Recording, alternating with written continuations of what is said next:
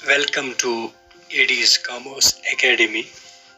चूँकि आप जानते हैं कि इस चैनल पे हमने कॉस्ट अकाउंटिंग जो है उसकी लेक्चर सीरीज शुरू की है, जिस पे हमने ऑलरेडी कॉस्ट अकाउंटिंग की जो डेवलपमेंट है और इसका जो इवोल्यूशन है उसके बारे में हम डिस्कस कर चुके हैं। इस वीडियो में हम कॉस्ट अकाउंटिंग और फाइनेंशियल अकाउंटिंग के बीच में जो डिफरेंसेस हैं वो डिस्कस करने की कोशिश करेंगे।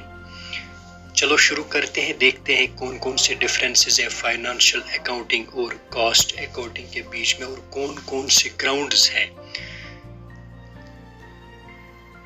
सबसे पहले अगर हम पर्पस की बात करेंगे तो financial accounts provides information about business in general way and tell about the profit and loss and financial position of the business. Whereas अगर हम बात करेंगे कॉस्ट अकाउंटिंग की, cost accounting provides information in more systematic way and helps in cost efficiency and control, यानी दोनों cost efficiency और control दोनों में ये मदद करती है।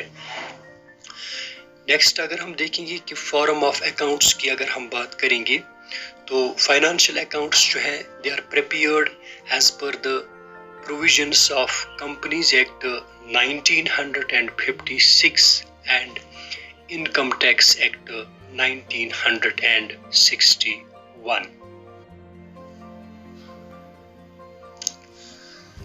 Whereas अगर हम cost accounting की बात करेंगे, cost accounts are prepared voluntarily, but Section 233B of Companies Act has made it compulsory for certain manufacturing units, यानी कुछ जो मैन्युफैक्चरिंग यूनिट्स हैं उनके लिए कॉस्ट इंफॉर्मेशन कंपल्सरी है। नेक्स्ट अगर हम रिकॉर्डिंग की बात करेंगे, financial accounting records the transactions in subjective manner, that is according to the nature of expenses, यानी नेचर ऑफ एक्सपेंसेस के हिसाब से फाइनेंशियल अकाउंटिंग रिकॉर्ड करती है। लेकिन अगर हम कॉस्ट अकाउंटिंग की बात करेंगे, whereas cost accounting records the transactions in objective manner, that's according to the purpose for which costs are incurred.